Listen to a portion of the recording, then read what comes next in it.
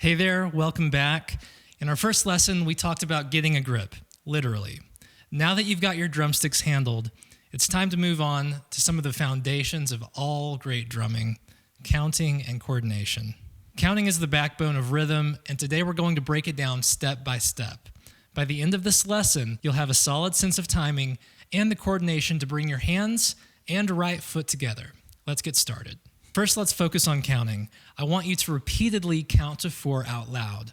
While you're counting, we're going to tap with both hands. Your right hand will tap your right leg on every beat, 1, 2, 3, and 4. Your left hand will tap your left leg on beats 2 and 4. Let's try it together. 1, 2, 3, 4. 1, 2, 3, 4. 1, 2, 3, 4. If you have a drum kit, here's how to apply this exercise to it. Use your right hand to play the hi-hat, and we want to make sure the hi-hats are closed tight by pressing down on the pedal. You'll use your left hand to play the snare drum on beats 2 and 4. If you don't have a drum kit, no problem. You can continue tapping on your lap, or you can grab whatever you've got around the house. That could be pillows, your couch, pots and pans, anything that makes a sound. The movement is what matters most. Let's give it a shot. 1, 2, 3, 4. 1, 2, 3, 4. 1, 2, 3, 4.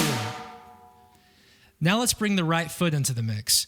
Your right hand still taps all 4 beats, and your left hand still taps on 2 and 4, but now your right foot will tap on beats 1 and 3.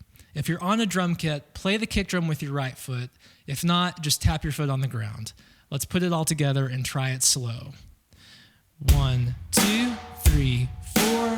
1, 2, 3, 4. 1, 2, 3, 4. Feel free to pause and practice this for a moment. Coordination takes time, but you'll be surprised how fast you get there with repetition. The key is to count out loud and go slow. Once you're comfortable with the pattern, try experimenting with different surfaces and sounds. On the drum kit, you can move your right hand to the ride cymbal or the floor tom for variety. If you don't have a kit, try tapping on different pots, pans, pillows, or even books to create different tones. This exercise is about building coordination and having fun with rhythm. Let's try it again together. 1, 2, 3, 4. 1, 2, 3, 4. 1, 2, 3, 4. Here are a few tips to keep in mind as you practice. Tip number 1, always count out loud. It's the best way to stay locked into where you are in the rhythm. Tip number 2, go slow and steady. Speed will come with time, but accuracy is your priority. Remember, you have to walk before you run. Tip number 3, be creative, especially if you're improvising with household items. The goal is just to make rhythm part of your everyday environment, and there are so many ways to do that don't involve a drum kit. Let's set a challenge for today. Set a timer and try playing this exercise for 1 full minute without losing the rhythm. Remember, this is about building confidence, coordination, and creativity. Here's a quick question for those of you who don't have access to a drum kit.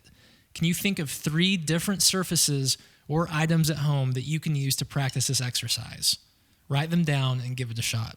I'll see you in the next lesson where we'll dive deeper into one of the most famous beats in music. Have fun, and I'll see you next time.